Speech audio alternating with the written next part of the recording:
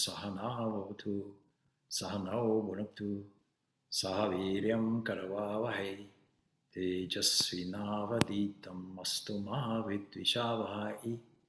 Om Shanti, Shanti, Shanti.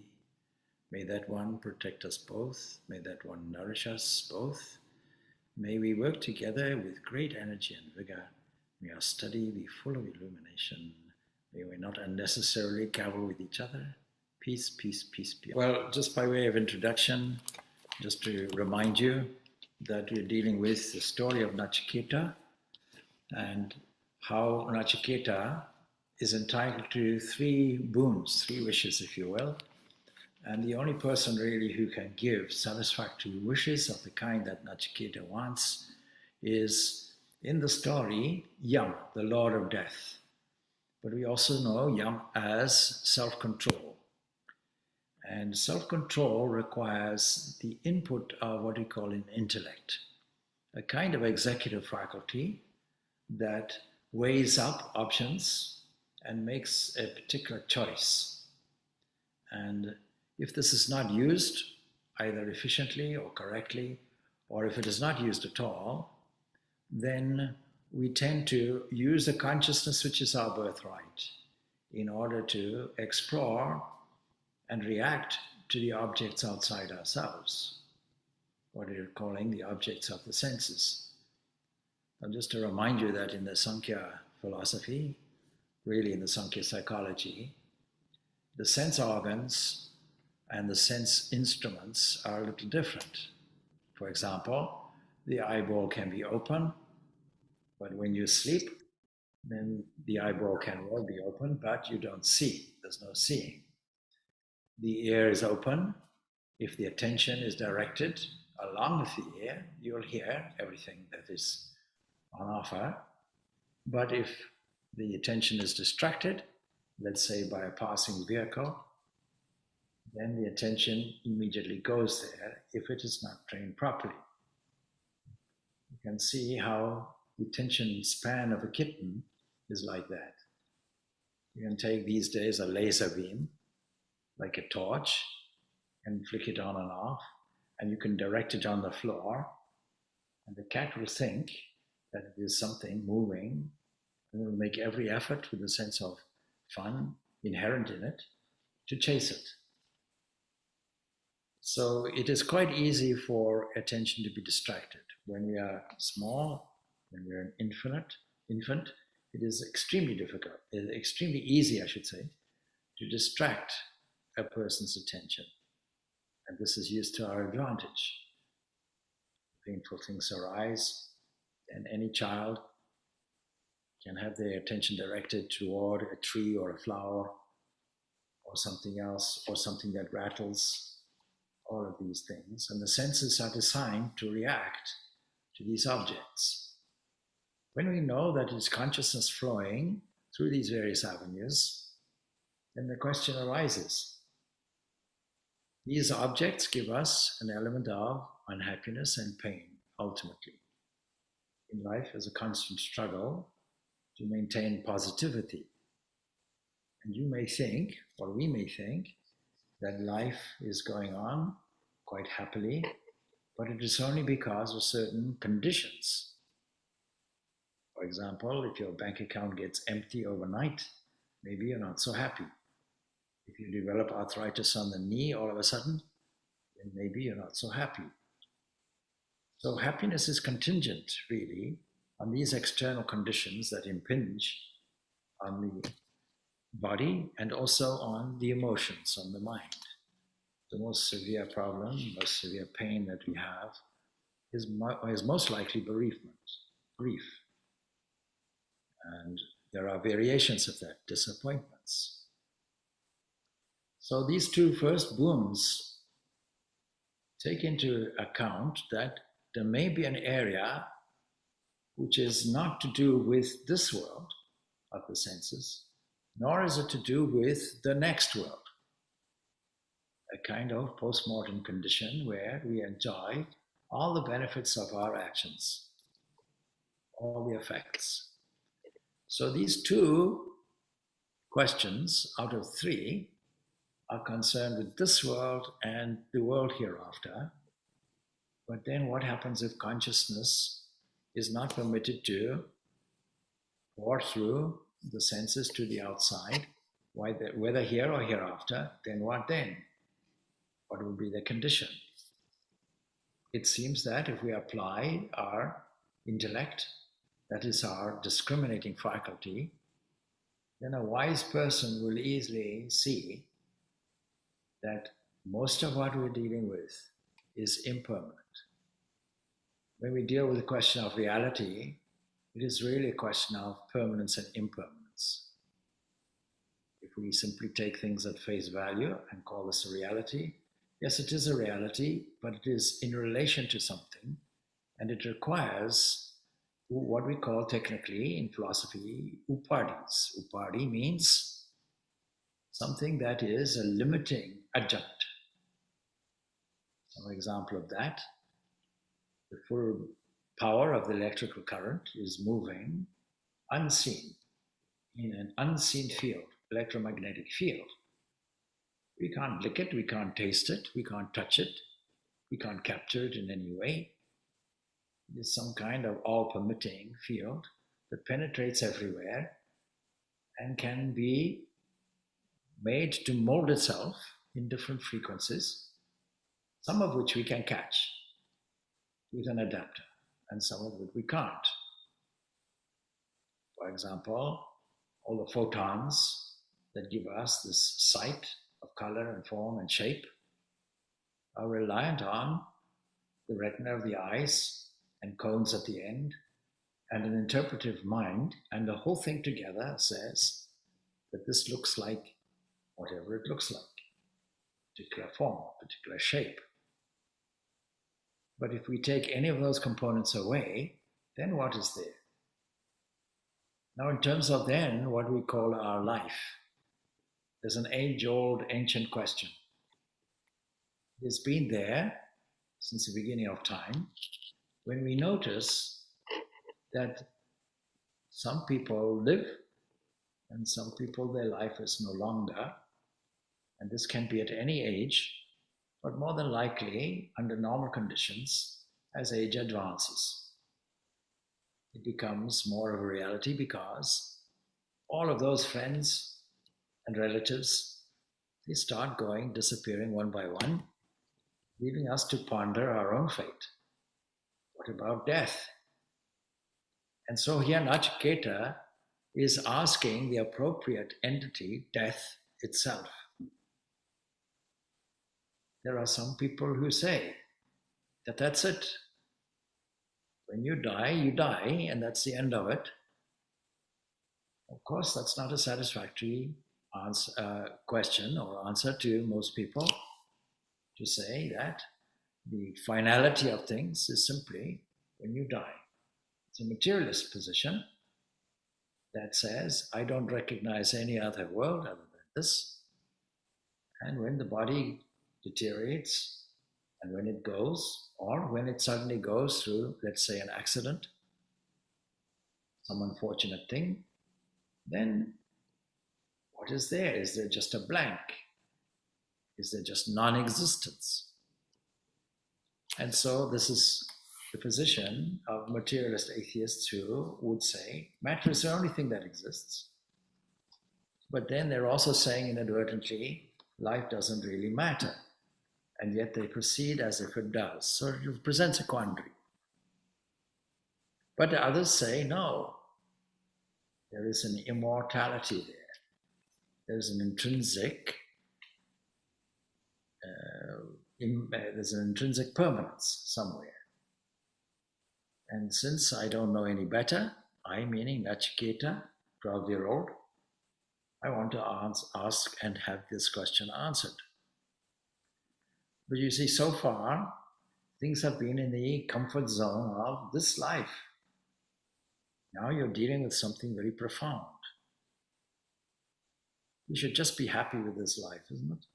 Don't ask these serious questions. So that's one way of dealing with it. Don't ask the question, simply accept it. But there's other more probing minds will say, no, I want to know. And since nobody alive will tell you, look, I died and I came back, and this is how it is. Of course, there are things called near-death experiences. And there is certainly some evidence from our analysis in philosophy. So Nachiketa asked this question, and this leads to our third boon, having dealt with the others.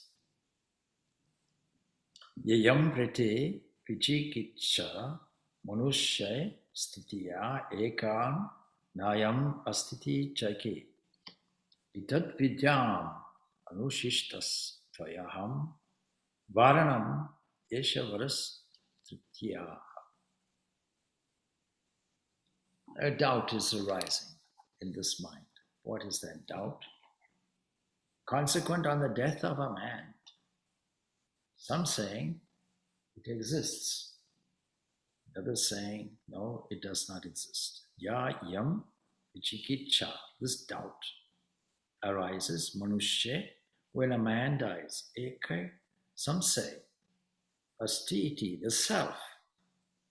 Now, so far, all the questions have dealt with a self that is a superficial self in a way. We have to understand that when we say self, we are saying there are two things.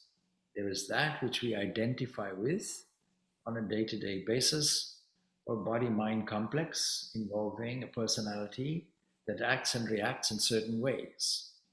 And these ways are accumulation of our tendencies, our skills, our habits, but they're all learned behaviors according to this philosophy. Even an amoeba, or even a single-cell organism, let's say, a bacterial organism, learns and knows. It seems that the COVID virus has learned and known and adapts. So you find all kinds of variations. And this is not an unusual thing in biological science, because any organism will want to know, as it were, its environment and want to react in a survivalist way. And when single cell gets together, as it were, and makes multicellular organisms, even crude ones, and this whole body is just a cooperative of cells, organic cells, working in wonderful harmony, originating from one single zygote cell, and from there creating so many cells with different functions. It's a head-scratching moment for biological science. So this is all to do with what we call self, a minor self. But there's another self that we're looking for if we're wanting to see, is there something other than that which exists when all of that goes off? And this, in the translations, is denoted with a capital S, denoted as Atman. So, astiti, which is distinct from the body, senses. So some say it exists, some say it doesn't. I want to know this, and I want it under your extra instruction, because you're the supreme teacher on this. And of all the boons that you're giving me, well, this is the third boon.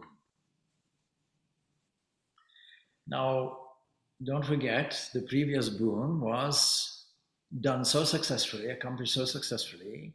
Nachiketa learned the ritualistic fire and all the mantras that go with it, and all the ritualistic procedures, that it is now called the Nachiketa fire. The ritual is named after him.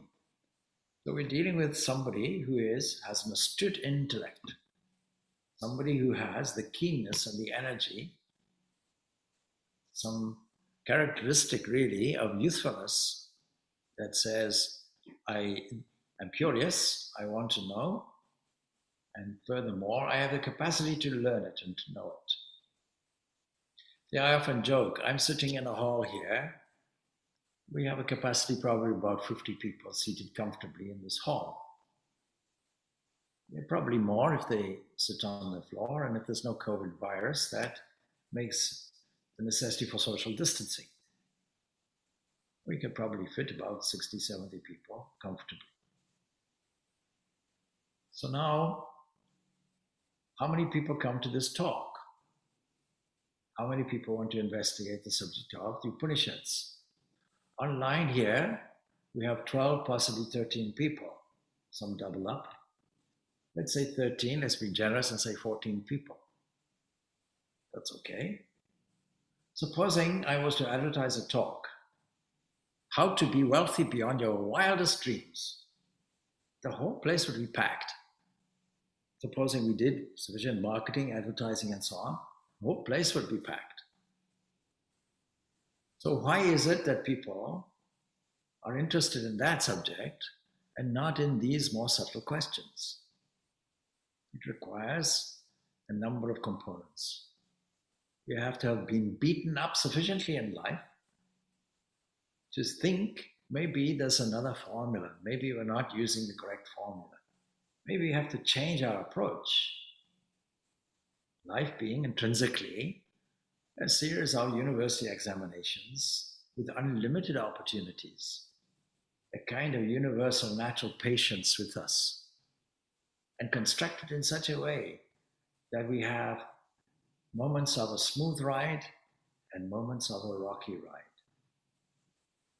And overall, the rocky ride is present because all our efforts are dedicated to happiness, making ourselves happy. And this road to happiness is what is called, in this text, we'll come to it shortly, it is called prayas. Prayas, let me seek a pleasurable avenue whereby I feel that it comforts me, it compensates me, it fulfills seemingly a gap within me that can be filled up from the outside. And going along with that, we are reminded of this Mundaka Upanishad. Mundaka Upanishad tells a story at the end of it, very serious Upanishad. The title of it suggests its seriousness because it suggests if you're really serious, you'll embark on a process of renunciation. That means shaving off. You'll notice all the monks and nuns, at some point in time anyway, at some point even myself, the whole thing was shaved off, indicating that you are shaving off the world, leaving the world behind, as it were because it's the world that doesn't get left behind. The world is valuable, but the attachment to it is gone. And to illustrate that, and illustrate the strategy that we normally use, the story is told of two birds on a tree. One is sitting at the top, perfect, beaming, radiant, perfection idealized, golden. The other bird on the tree is tasting the bitter and sweet fruits of life. And around about this time of the year in Ireland, I'm sure in England too, blackberries start appearing. Now, if you've ever gone exploring in the brambles of these blackberries, and you'll see, this blackberry looks lovely and sweet. You pick it and you taste it, and your face becomes transformed into something like that of a gargoyle because it's extremely bitter. But in your quest for a sweet one, you try another one and another one. You see, some will be sweet and some will be sour. Some will be sharp. And so this is our strategy in life. The bird on the tree is engaging in the lower branches of it, tasting the bitter and sweet fruits of life, the pleasures and the pains.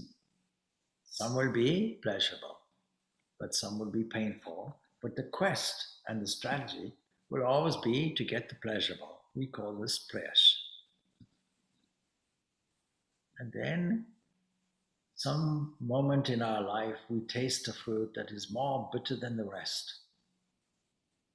So bitter that we're looking for a different avenue, And inspiration makes us look for the ideal of perfection, which is the bird sitting on the top of the tree, radiating its perfection, and it becomes attractive to us.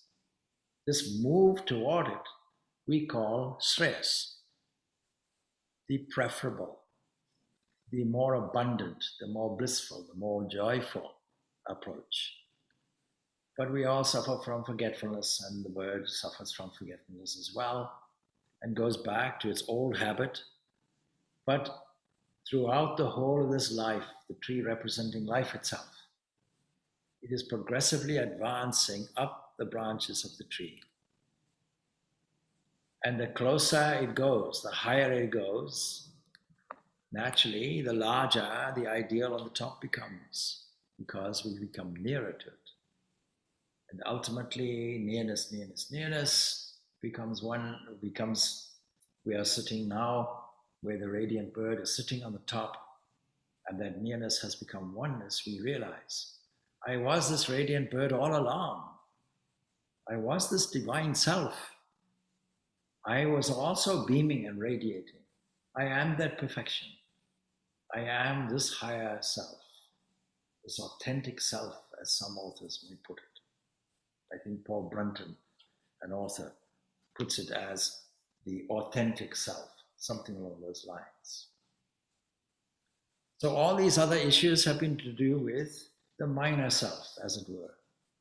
The self which simply layers on top of an authentic self. The whole package, of course, is one thing. But the one which lasts is that radiant one. And this is what we're looking for. So I want to know this. And then Yama, being an excellent teacher and knowing the complexity of this issue and wanting to know the quality of the student.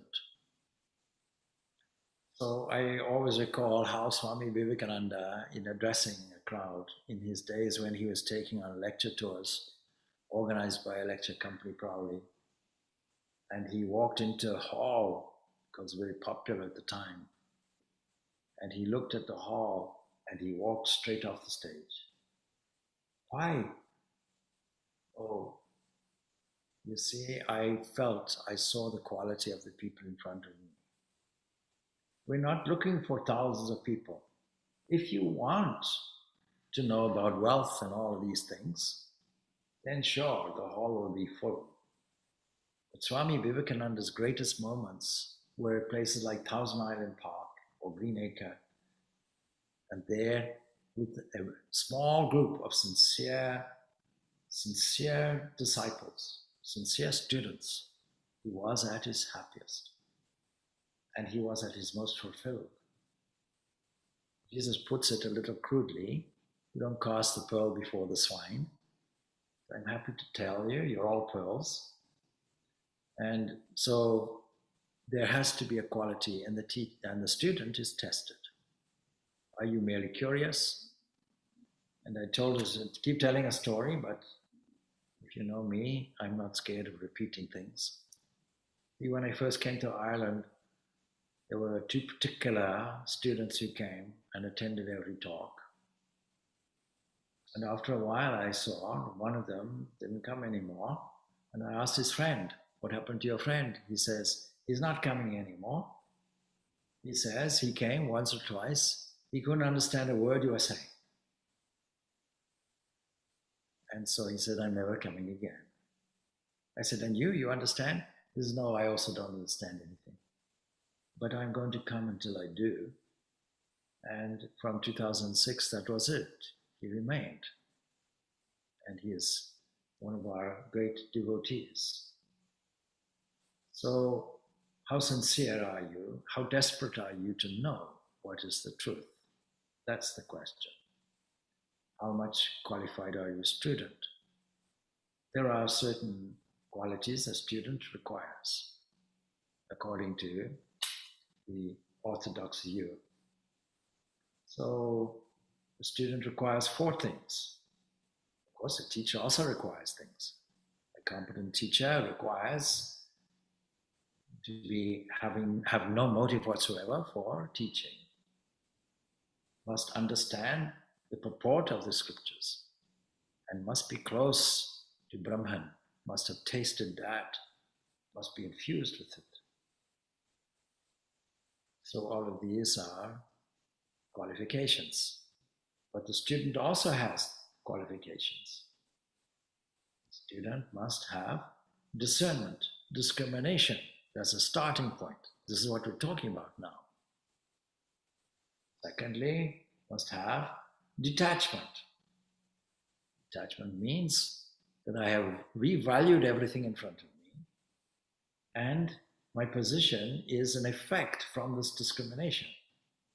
I no longer find the world so attractive.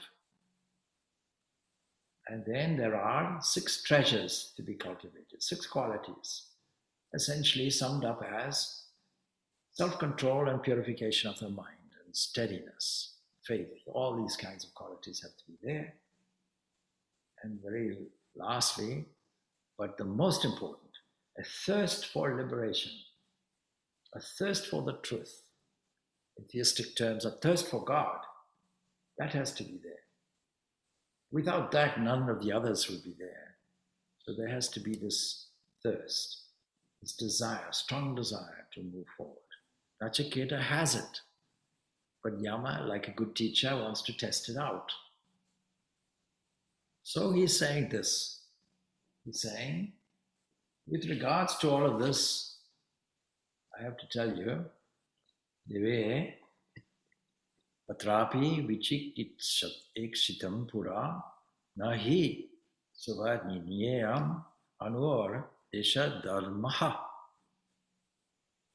Anyam Varam Vichekatu Vrinishva Ma Oparot Sir Atima Sri Jainam. What he's saying with regard to this,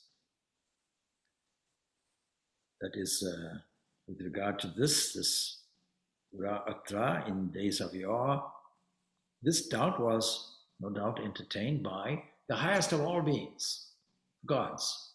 I'm not comfortable with the translation of this as gods. It creates a lot of confusion, as I pointed out before.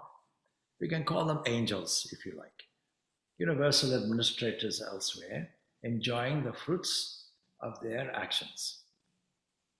For being subtle, this self, which acts as a substance, that is, it is a basic principle, you can say blissful base, is not truly comprehended because it's not an object for scrutiny. It is an eternal seer, it is a self, and if it's a fundamental datum, then you can't see it. Oh, Nachiketa, ask for some other boon. I'll happily give it to you. Don't press me. Give up this boon. So that's what he was saying.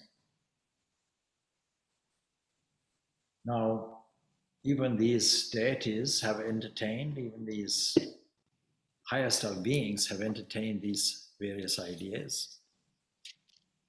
And so that is also the case. You explained that there are certain qualities that the student must possess to. Yes.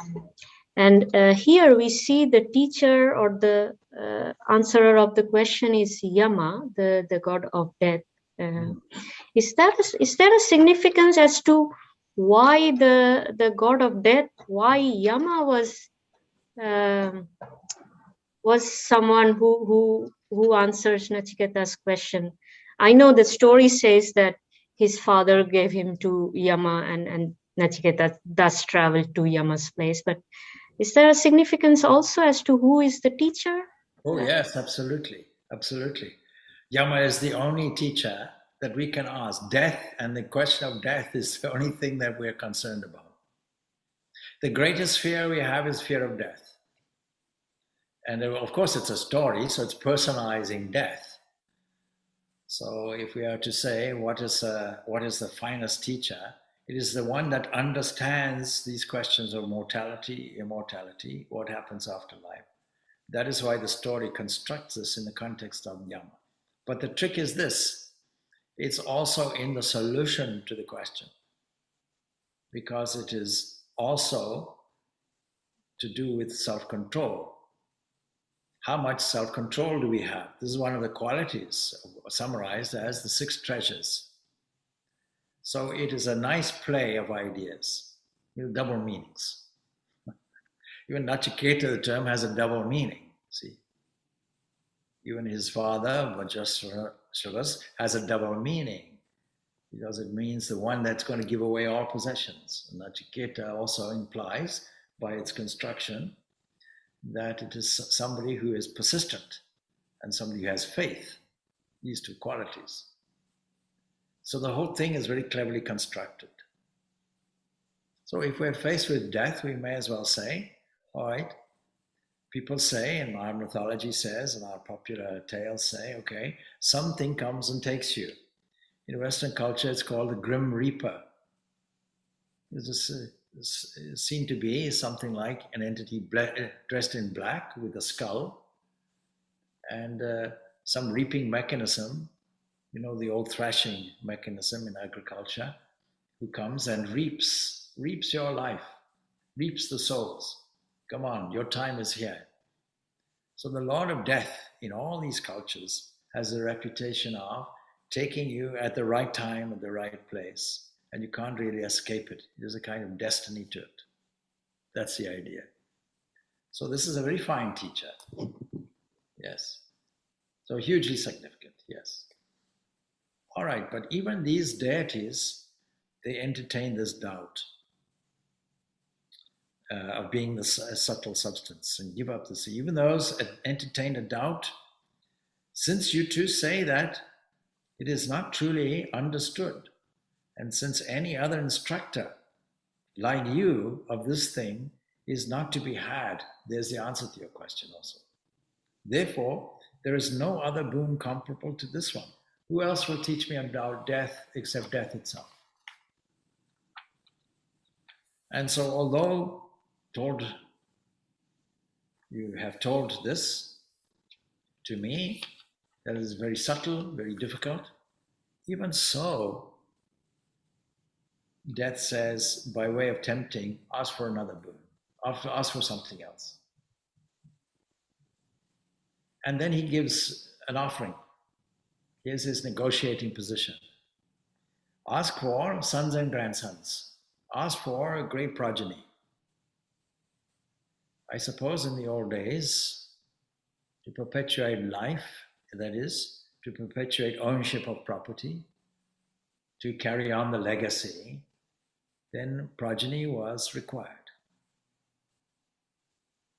They will not only be given life, you will not only have abundance of children, but they'll all be centenarians.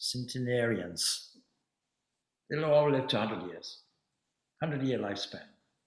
100-year lifespan was considered the full lifespan. Archaeology doesn't really show that. Archaeology shows most of the ancient people dying at a very young age because of various ignorances about health issues and so on. But in the really ancient days, it looked as if it was quite common to live to 100 years. 100 years was considered a full lifespan.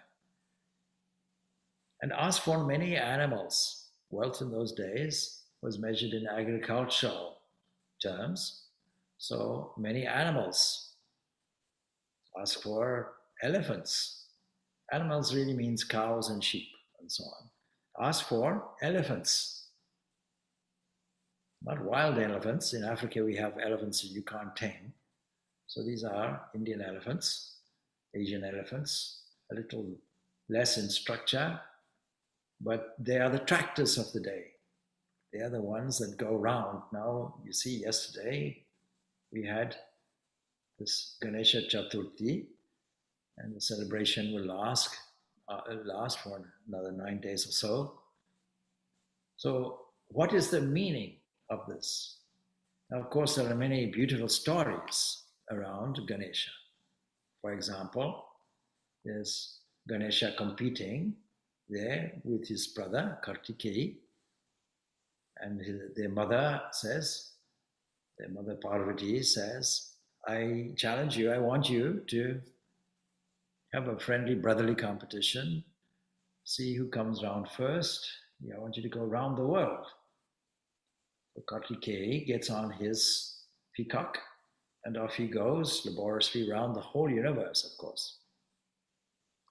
But Ganesha, a little more lazy but wiser, simply perambulates around Parvati. Because Parvati is the whole energy, the whole Shakti of the entire universe. If you go around her, you go around everything. No need to taste every sample of the universe to get an understanding of it. Go to the essential thing, go to the essence. And this is what Nachiketa is trying to do, trying to get to the essence. But why is it that the story allows for a human with an elephant head?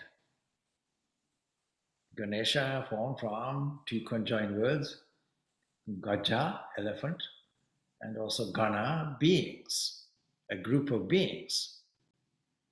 And so, in the ancient days, of course, it was the elephant that acted as the earth-moving equipment. Not only that, but it was good in armies. It served as the tank of the day. So he's being offered elephants and gold and horses and a vast expanse of the earth, property beyond your wildest dreams. And you yourself, he says, you can live beyond 100 years, as many years as you like. And only this death that controls this birth, life, death issue has really the capacity to do that. If you think some other boon to be equal to this, ask for that. If you don't like this, then ask for something equal. Ask for wealth. Ask for long life. You become the ruler over a vast region. The whole empire can be yours. I make you fit for the enjoyment of all delectable things. And whatever the things there are that are desirable, but difficult to get, just ask for these things. Because these things are cherished things. According to choice, we can upgrade it and update it. Ask for unlimited property, unlimited wealth. Ask for unlimited health, good health. People ask for wealth and health. May everybody have good wealth and may everybody have good health is normally what we wish our friends and family. All right. What else? Well, unlimited jet airplanes. All of these things we can ask for. Unlimited pleasures of every kind. So, he's asking for all these things. Musical instruments are mentioned, such as surely not to be had by mortals. You're going to have all these heavenly things even. With these who are offered by me, you get yourself served. Do not inquire about death. Now, I think in one of these talks I made that offer. You can imagine, supposing you have this offer of unlimited wealth. Supposing you win the lotto. Of course, to win the lotto, something has to be done, you know. It's like the businessman who lost all his business in one stroke. He was highly successful. And he was in dire straits. Very desperate, very religious man. So he prayed to God, Lord, I'm desperate. I've tried every possible business avenue I could think of. Nothing succeeded. I'm now down to my last few dollars or euros. So I can please ask you, let me win the lotto. Every day like that, he prayed for a month, let me win the lotto. Eventually, he shook his fist at the heavens. For one whole month I prayed, let me win the lotto. And I believed in you all my life. And nothing. But then the clouds rolled open and a voice boomed forward. Oh, my dear child, at least buy a lotto ticket. So at least we have to do something in order to get what we want, no doubt. But here Nachiketa is being offered just on the basis of the fact that he requires another boon or is offered another boon. He's not required to do anything. Everything is free and freely given. And if you have this unlimited wealth and ask an average person, what will you do with it? No doubt they might say a few schools and hospitals, charities, and so on. But that will all be in a secondary or tertiary way. They'll be asking for something else. They'll be tempted by that. But Nachiketa, the one of great faith, is not tempted by these at all. Not in any way, shape, or form. And that means he has this persistence. Swami Vivekananda puts it very succinctly. 3 things are required in spiritual life: purity, persistence. These are 2 of the things which are there. What is the 3rd thing? Patience. Patience, thank you. You see, most people don't have the patience. They want a realization tomorrow. Look out the window, has God come yet? No. Change my religion, change my teacher, change my philosophy. So these things are required, and Nachiketa has it. All these three qualities are coming out now. So he himself is making this great, great philosophical statement. He says, Navitena tarbaniyo manushaha lapsha mahe vitam adrikshma chitta. Man is not to be contented with wealth. It doesn't matter how much wealth you have, somebody will always want more. Shall we enjoy wealth when we have seen thee, that is death, on the horizon? Shall we live as long as thou art in power, ruling over life, birth, life, and death? That alone is still my boon chosen by me. See, the material guarantees of human security are very fragile. So,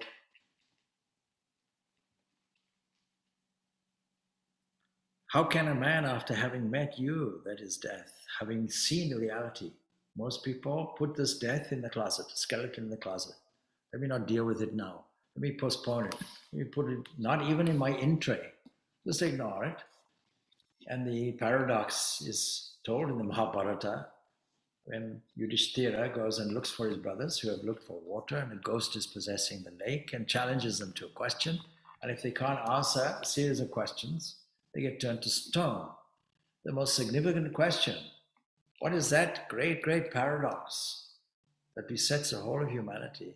And Yudhishthira answers correctly. All the questions he answers correctly. That despite the fact that death is all around us, we think it will never happen to me. This is something for somebody else. Now, to bring this home, I have often asked people of different ages. I did this last at a yoga teacher training session. I said, one question to you all, how long do you expect to live?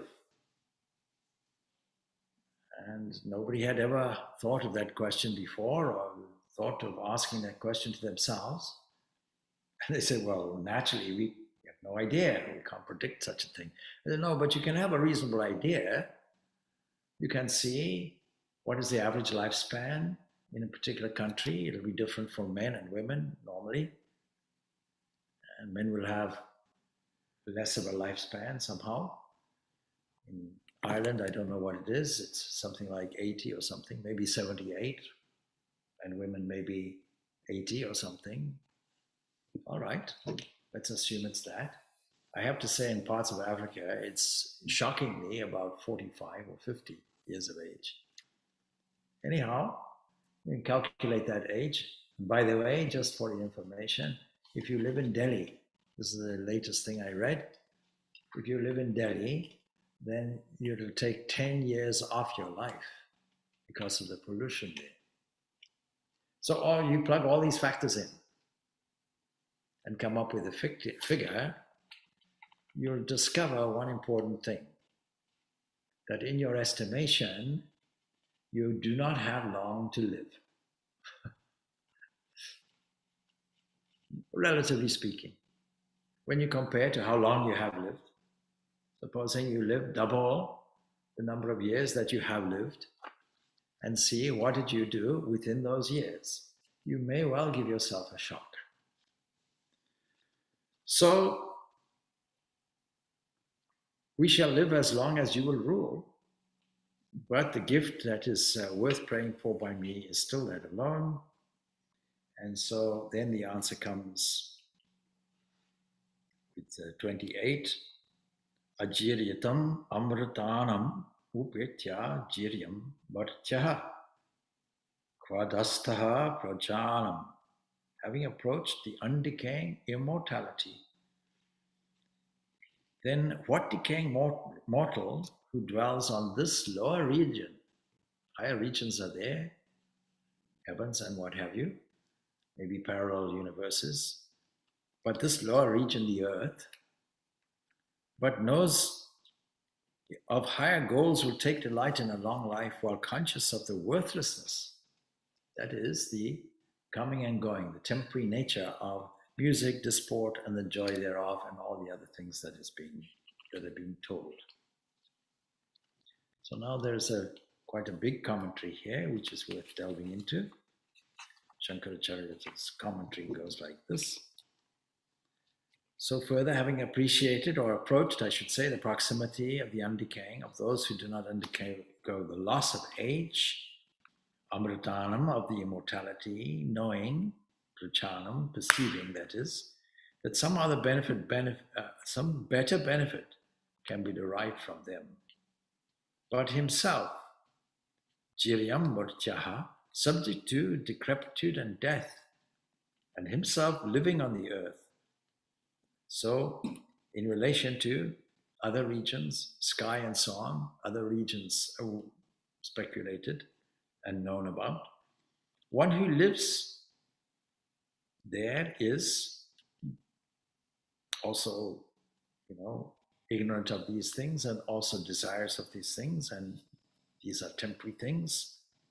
How can he ask for such evanescent things as sons, wealth, gold, etc., which are fit to be prayed for by the non-discriminating people? And that's the key. Those who lack discernment. And this is going to lead us now to the rest of it, to the start of a teaching.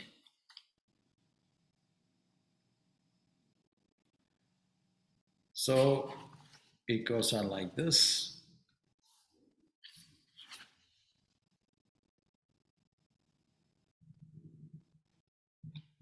O death, ephemeral are these, we covered that.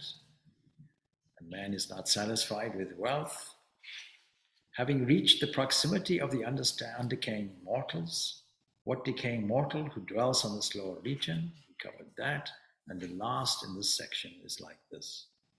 O death, tell us of that thing about which people entertain doubt in the context of the next world, and whose knowledge leads to a great result. Apart from this, in other words, he's repeating his boon. Apart from this, which relates to the inscrutable thing, Nachiketa does not pray for any other thing. Now we come to the actual teaching. So the teaching goes like this. There are two ways. Anyachreo, anyad uteva, prayaste ube. Nanarte purusham snitaha.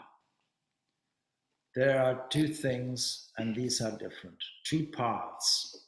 And just to recall the illustration in the Mundaka Upanishad of these two birds on the tree. And also this passage is to be found more or less, word for word, in the Srimad Bhagavad Gita. There is the preferable and there is the pleasurable. we are always faced with these choices. These approach mankind. It comes to me, you see. And the person of a wise disposition who is using the intellect, in other words, somebody who is intelligent, having considered them both, weighing them up objectively, separates the two. The intelligent one selects the electable in preference to the delectable. The non-intelligent one selects the delectable for the sake of growth and protection of the body, etc. You will soon realize that most of us are fools. That's okay. We can be wise, by the way, because it is a choice, because we have the capacity, a discerning faculty, which allows us to choose. And I mentioned yesterday, or the day before, certainly yesterday, I mentioned the great classical poet, singer, and saint, Tyagaraja. So he's faced with an invitation from a king, and the king invites him to a glorious feast that under normal circumstances would be extremely delectable and extremely pleasurable. And like a good strategic saint, he is standing back and understanding I have a faculty of discernment. With this faced with a choice, I can weigh up properly. And since I'm not the mind, I can address it like a child. Oh, my mind, he says. Which do you prefer? Which is better? Have a look here. If you go and accept this invitation from the king, this royal feast, no doubt it'll be pleasurable. No doubt you'll taste all these foods. But it will only last a little while. On the other hand, you can taste the sweet bliss and nectar of the lotus feet of Ram, who is a devotee of Ram. Which do you prefer? Which is your choice? And because he was a discerning person, immediately he goes for the bliss and apologizes, I'm sorry, I cannot come to your feast. Now the Srimad Bhagavad Gita uses a psychology. In fact, if you ask who was the greatest, most ancient philosopher, psychologist I should say, ever, people come up with Freud and Jung and all the rest of it, and some people even say Buddha. I said, no, much older, Krishna. He was faced with Arjuna, who is suffering from a nervous breakdown. He doesn't tell him, please lie on the couch and tell me what a fool you are and what your father did and mother did, so that you are right in this negative psychological condition that drags you down to the point of depression. By exploring that childhood, we can get to the root of it, and magically, once we've done that, the whole thing will disappear from the psyche. No, he doesn't say that. He says, nor does he charge for it. He says, no, from this moment on, be strong. Where's this cowardice coming from? So in the second chapter of the Bhagavad Gita, you'll find a profile of degeneration that can occur, a regression. And it starts off with entertaining the idea of getting satisfaction from outside. It's called a kind of brooding on the objects. That leads to an attachment. So a desire, or brooding leads to a desire, or attachment leads to a desire. And unfulfillment leads to frustration and anger. And we now have the three gateways of hell, if we want to put it like that. And then that leads to forgetfulness and loss of discrimination. So there is a reason why this loss of discrimination is lost to us. There's a whole regressive procedure that happens. Now, supposing we just want a simple method, something that is sweet and simple.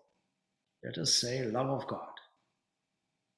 And supposing then we say, what happens if we have all these passions? We have to acknowledge passions are intrinsic in nature.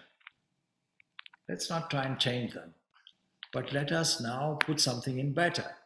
Nachiketa is looking for something better. In other words, if you're a devotee and follow that line, you fix your mind on God. Fix your mind on the sweetness which is available to you. Drink that nectar of immortality, and that will displace and saturate all of these desires and passions that destroy your discrimination. So this is suggested that go along the preferable path. O Nachiketa, you such as you are have discarded after consideration all the desirable things that are themselves delightful or are the producers of delight. You have not accepted this path of wealth in which many a man comes to grief. In other words, you have selected the preferable. You have selected shreyas and you have rejected prayers. You have rejected the pleasurable and you have opted consciously, deliberately, systematically this higher path. So we all have that free choice. Now it is a statistical game. We can pray, and that is that given 20 seconds being available, say, we can put in the preferable, the vast majority, acknowledging that the prayers will also be there. And if you want a formula, a minimum formula for freedom and salvation, then what you need is a minimum of 51% of the stress and 49% of other things. So we can play a game like that and insert by being discriminative. And if you take all the iconography of all the deities that represent the highest ideal called God, then you'll see at least one of the military objects they hold in their hands represents discrimination. If you don't like the term discrimination because of negative connotations, racial discrimination, for example, gender discrimination, etc., then it is better probably to replace it with the English term discernment. We have to be discerning in our choice. We're going to leave it there, pick this up, of course, next week, next Saturday, and see that's a wonderful starting point to launch into this inquiry of immortality, the use of discernment.